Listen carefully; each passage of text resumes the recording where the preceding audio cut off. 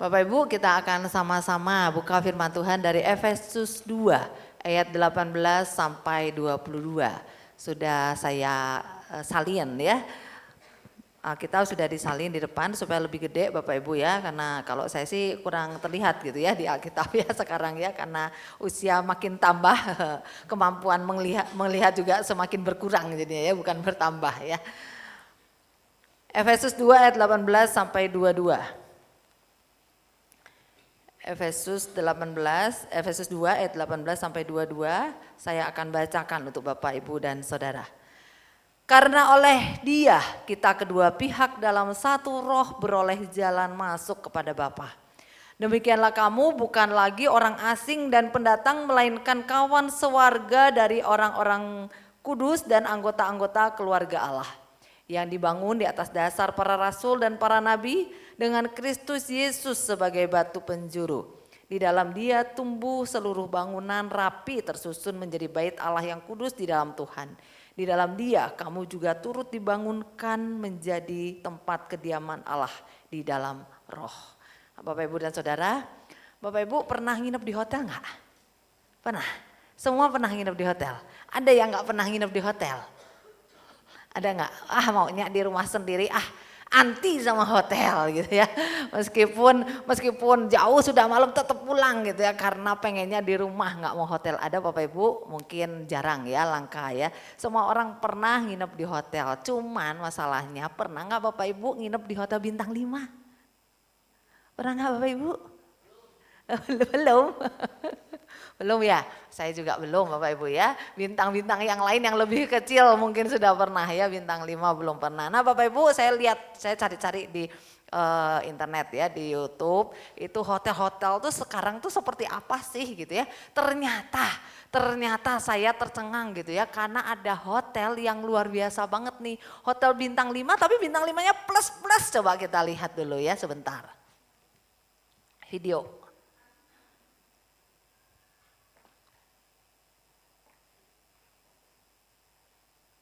Video sebentar ya Bapak Ibu ya, sekitar 1 menit, 2 menit. Kita lihat video yang kayak gimana sih, pasti Bapak Ibu belum pernah lihat ya. Karena saya juga baru lihat hotel yang seperti ini.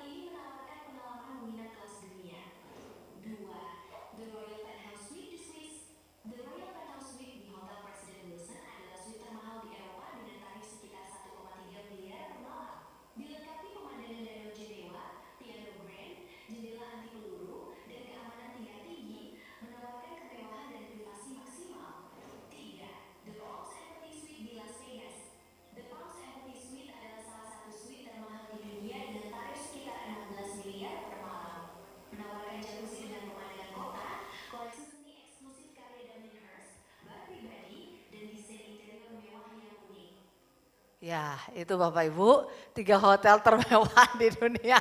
Aduh gak kebayang Bapak Ibu ya, 1, berapa tuh 6 M, 16 M, 1 malam Bapak Ibu dihabiskan. Aduh gak tahu duit dia seberapa banyaknya ya. Kalau di Indonesia ya, saya sudah cari ya, di Indonesia yang termahal mana sih, di Jakarta itu hotel apa gitu ya, harganya 450 juta per malam ya. Itu Indonesia, yang di luar negeri gitu jauh-jauh banget ya nilainya. Nah Bapak Ibu, hotel-hotel itu mewah ya. Dan karena makin mewah, makin banyak layanan yang akan ditawarkan, fasilitas yang ditawarkan. Tetapi kalau fasilitas standarnya itu seperti ini Bapak Ibu ya, seperti ditayangkan itu ya. Fasilitas standarnya adalah nih apa tuh? Kebutuhan, nggak kelihatan saya juga ya. Fasilitas standarnya adalah hotel pasti dilayani ya, kita tuh dilayani. Kita yang tamu-tamu pasti dilayani, dilayaninya tuh kok nggak kelihatan ya. Kebutuhan kebutuhan dipenuhi oleh staf, lalu fokus pada kenyamanan diri sendiri, kemudian bersifat sementara, hubungan bersifat profesional, terus ada biaya yang harus dibayar. Itu kalau hotel. Ya bedanya apa hotel dengan rumah?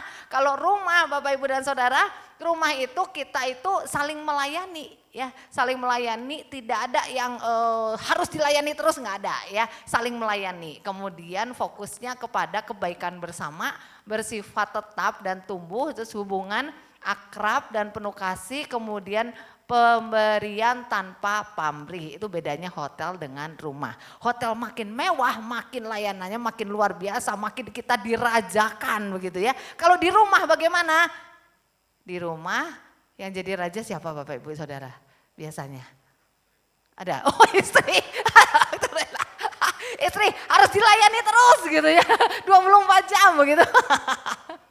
Gitu. Kalau di rumah ada waktunya jadi raja, ada waktunya tidak menjadi raja, itu orang tua ya. Ada waktunya dilayani, ada waktunya untuk melayani. Anak-anak juga seperti itu, ada waktunya dilayani, ada waktunya untuk melayani. Tidak dilayani terus, tidak seperti di hotel. Di hotel dilayani terus karena dibayar, karena tuntutan profesionalisme dan sebagainya. Itu bedanya hotel dengan rumah. Kalau hotel dilayani, tapi kalau rumah lebih banyak melayani. Nah, ada lagi perbedaan di bawah ya Bapak Ibu, karena ini dari AI ya, luar biasa. Ini ada kesimpulannya ya. Sikap ketika di hotel itu adalah sikapnya itu menerima. Tapi kalau di rumah itu memberi. Di rumah itu sikap kita memberi ya, selalu pengennya memberi. Kemudian kalau di hotel itu fokusnya kepada diri sendiri. Kalau di rumah fokusnya kepada orang lain. Karena aku mengasihi anakku, aku mengasihi papa mama, aku mau melayani ya. Fokusnya kepada orang lain. Kemudian kalau di hotel tujuannya adalah kenyamanan pribadi. Kalau di rumah tujuan kita melakukan segala sesuatu adalah untuk bersama-sama, kebutuhan bersama. Kemudian kalau di hotel hubungannya itu profesionalisme, sedangkan di rumah hubungannya itu karena penuh kasih, karena aku mengasihi engkau, aku melayani dan sebagainya ya. Kemudian motivasinya kalau di hotel adalah karena dibayar ya. Kalau di rumah karena kasih, begitu Bapak Ibu dan Saudara. Itu perbedaan antara hotel dengan rumah. Kemudian bagaimana dengan gereja Bapak Ibu dan Saudara?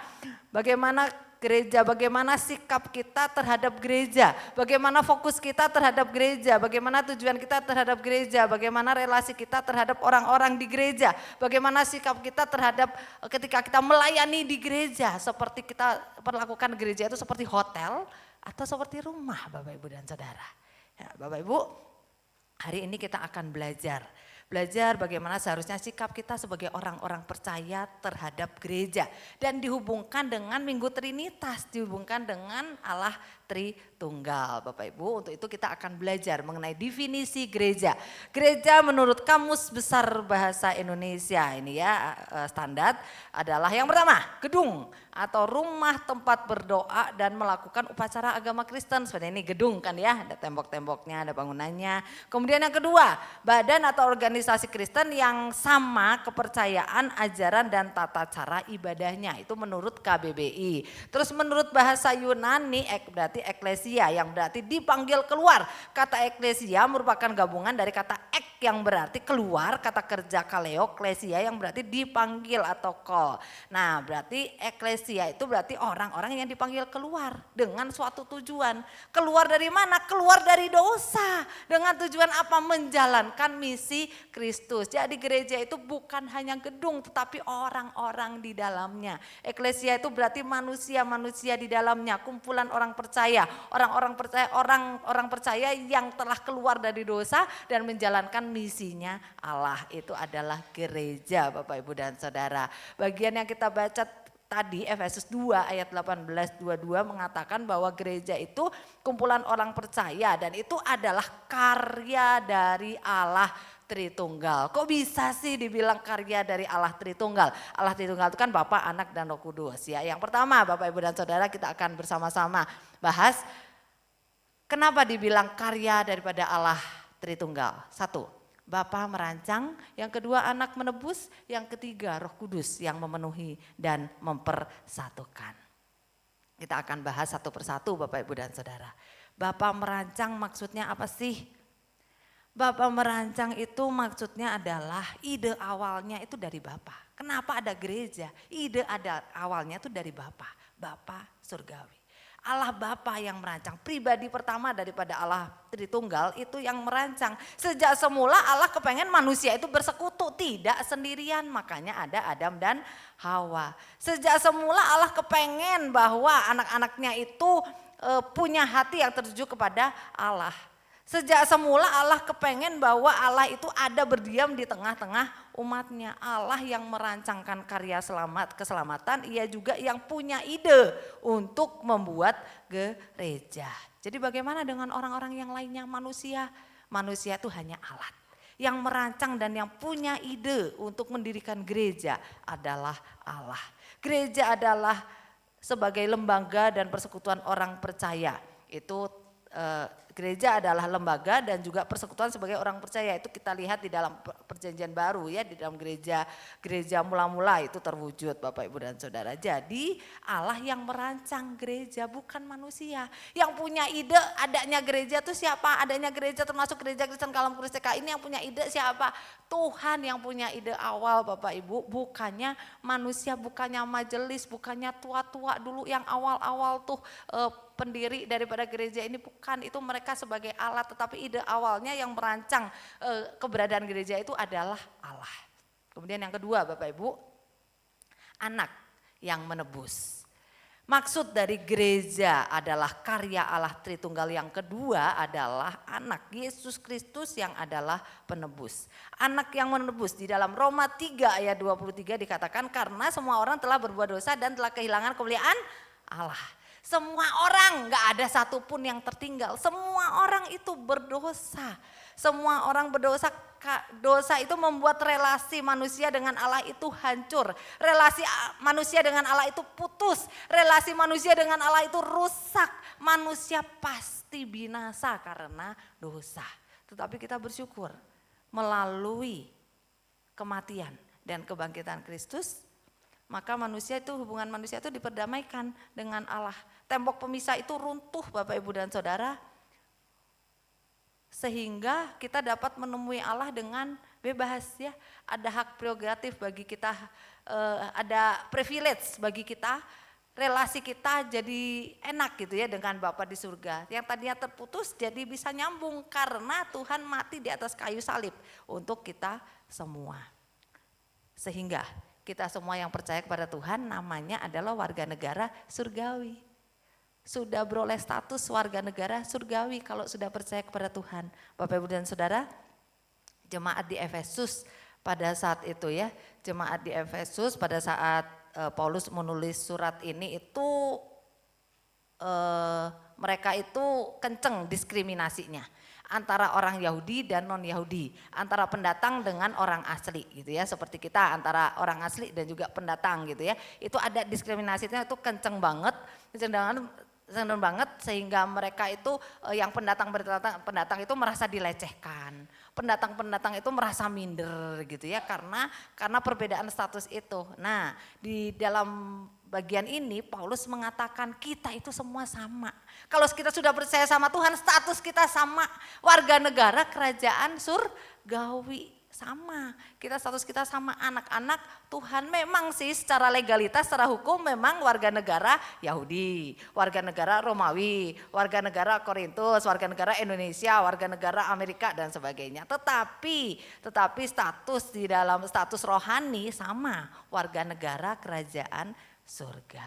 Jadi Bapak Ibu dan Saudara, melalui Yesus pribadi kedua ini terbuka jalan antara manusia berdosa untuk mendapatkan kehidupan yang kekal. Hubungan antara Allah dengan manusia itu jadi diperbaiki gitu ya. Ada perdamaian, kemudian manusia itu menjadi warga negara kerajaan surga. Karena itu bersyukur. Dan yang ketiga Bapak Ibu dan Saudara, maksud dari gereja adalah karya Allah Tritunggal lewat pribadi yang ketiga adalah Roh Kudus. Roh Kudus itu Bapak Ibu dan Saudara fungsinya untuk menolong kita, memimpin kita, mengarahkan kita supaya ada di dalam jalannya Tuhan. Menolong, kata Yohanes 14 dan juga Yohanes 26, fungsinya adalah menolong kita, menyertai kita, menghibur kita, mengajarkan kita dan mengingatkan kita.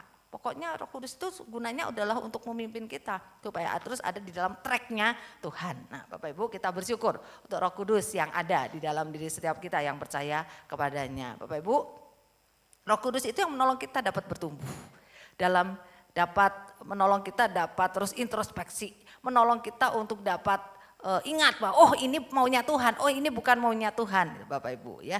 Karena itu kita bersyukur adanya Roh Kudus. Tadinya Bapak Ibu, tadinya di antara orang-orang Efesus, jemaat Efesus itu ada perseteruan ya, diskriminasi, terus adanya pelecehan dan sebagainya. Tetapi diingatkan oleh Paulus lewat kematian Yesus Kristus, Roh Kudus itu Roh Kudus yang sama, semuanya yang sudah percaya kepada Tuhan itu punya Roh Kudus yang sama. Karena itu harus bersatu, harus bersama-sama bersekutu di dalam gerejanya Tuhan, harus saling menolong sebagai orang percaya, harus bertumbuh di dalam Tuhan. Nah, itu Bapak Ibu dan Saudara, itu makna daripada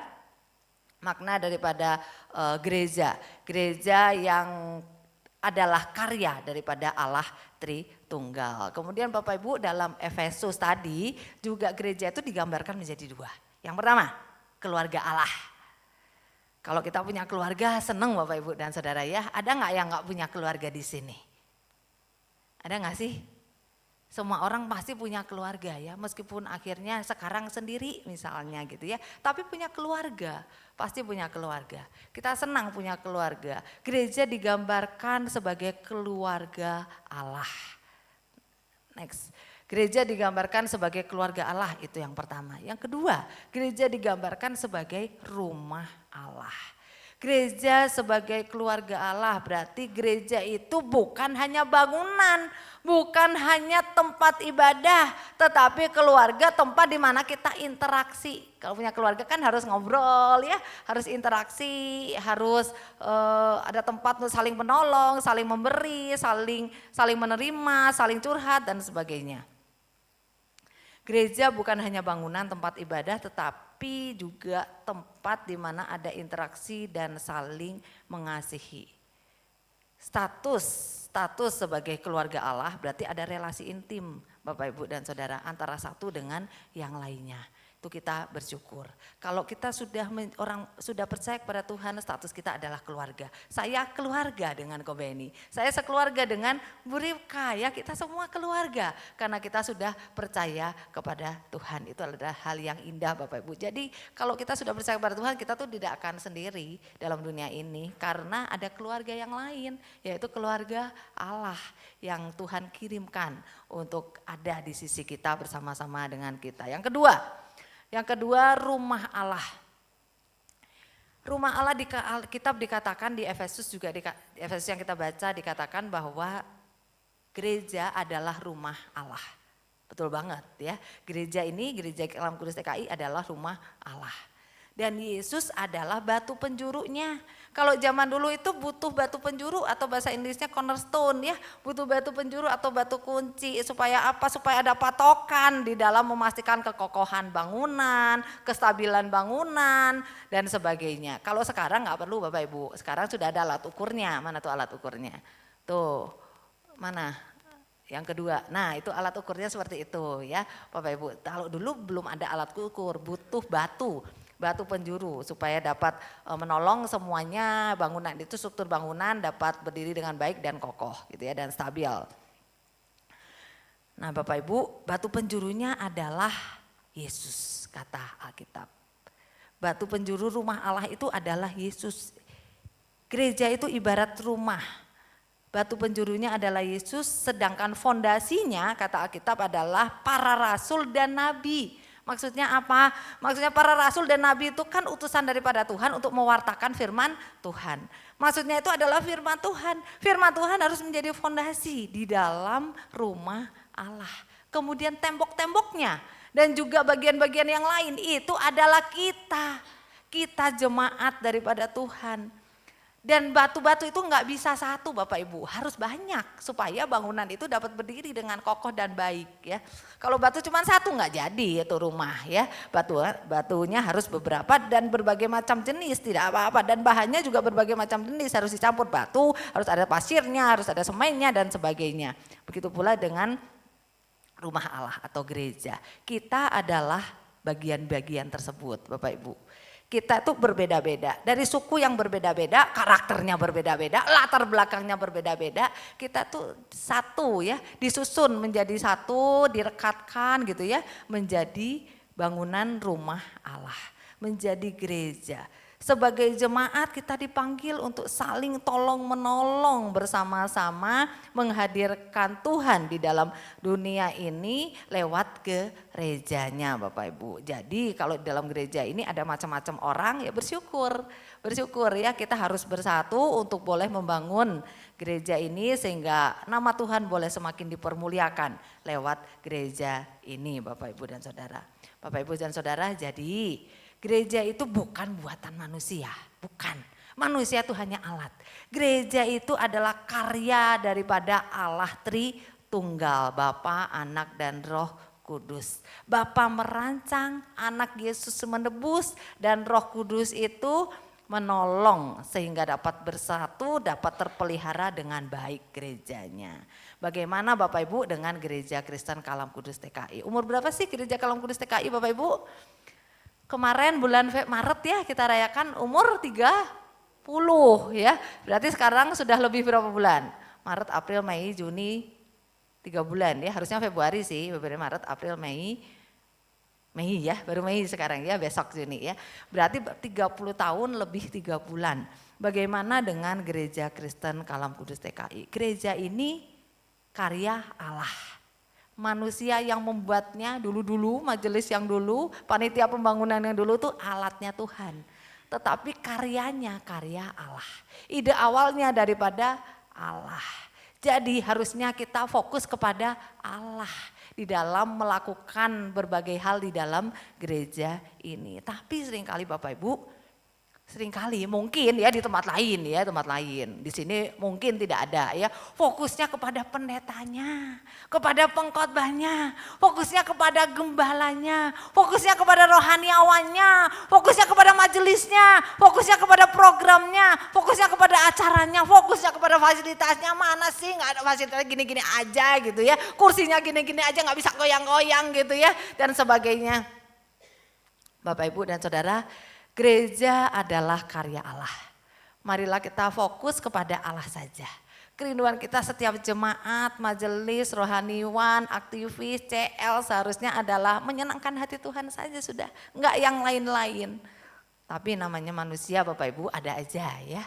Karena beda-beda karakter ada aja. Tetapi hari ini kita diingatkan, fokuslah kepada Tuhan, bukan fokus kepada manusia. Karena Tuhan yang membangun gereja. Karena gereja ini adalah karyanya Tuhan, kita harus fokus kepada apa yang Tuhan mau. Yaitu untuk membesarkan nama Tuhan. Tuhan ingin ada suasana yang damai, sejahtera.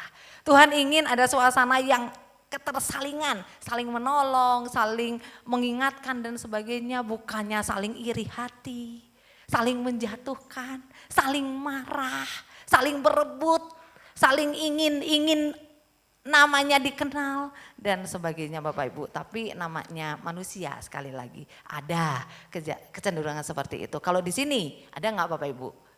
Tidak ada ya, di luar sana mungkin ya, di sini mungkin adalah sedikit ya Bapak Ibu ya, di luar sana lebih banyak mungkin Bapak Ibu ya. Nah hari ini kita diingatkan, gereja adalah karya Tuhan.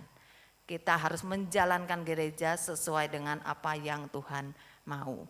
Dan jangan lupa perhatikan struktur bangunan, Yesus adalah batu penjuru, ajaran-ajaran firman Tuhan itu adalah fondasinya. Dan jemaat setiap kita adalah batu-batu, tembok dan juga perangkat lainnya yang menolong sehingga dapat bangunan itu, rumah Tuhan itu dapat berdiri dengan baik. Bapak Ibu, tujuan akhir daripada keberadaan gereja itu apa? Supaya dunia dapat melihat kasih Kristus lewat kita yang adalah gerejanya Tuhan. Mari kita berdoa. Bapak Ibu, mari kita bersama-sama merenungkan firman Tuhan hari ini. Kita introspeksi bagaimana dengan cinta kita terhadap gereja Tuhan, terhadap gereja Kalam Kudus TKI. Apakah kita mencintai gereja ini sebagaimana Tuhan mencintai gereja ini? Tuhan adalah pendiri gereja ini. Gereja Kalam Kudus TKI adalah karyanya Tuhan. Tuhan mencintai gereja ini. Apakah kita mencintai gereja ini? Kita introspeksi Bapak Ibu, apakah kita mencintai gerejanya? Kalau kita mencintai gereja, marilah kita sama-sama membangun gereja ini, bukan menghancurkan. Kita bekerja sama bukan mencari pujian manusia, tetapi mencari pujian daripada Tuhan. Kalau ada orang lain yang menolong pekerjaan kita, kita bersyukur, bukannya mengumpat Bapak Ibu dan Saudara.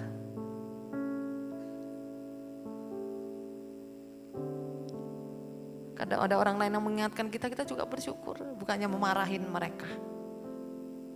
Kalau ada yang butuh untuk dilayani, kita dengan senang hati melayani, karena kita mencintai gerejanya. Karena kita mencintai gerejanya juga seharusnya kita tidak punya motivasi-motivasi yang lain selain untuk kemuliaan nama Tuhan.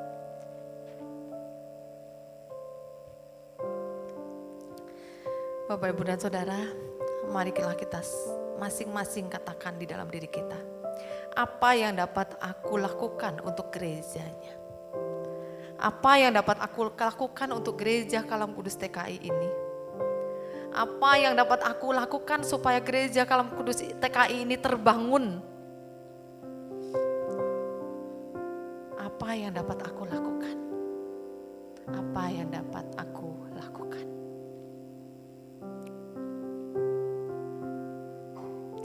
Apa yang dapat aku lakukan supaya kesatuan ini boleh semakin meningkat? Apa yang dapat aku lakukan supaya nama Tuhan boleh semakin dikenal lewat gereja Kalam Kudus TKI? Tuhan, tolong.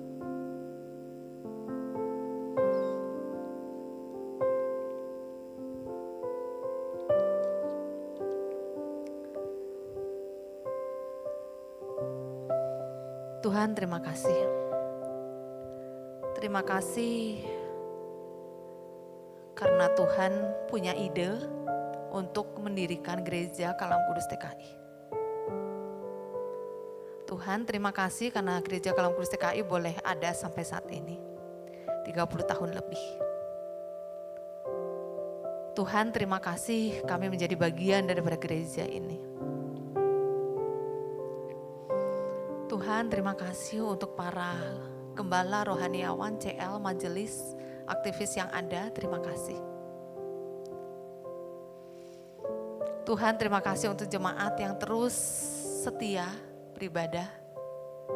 Bahkan ada jemaat-jemaat baru yang Kau datangkan untuk beribadah. Dari anak-anak sampai dengan lansia, terima kasih. Tuhan, terima kasih untuk semuanya.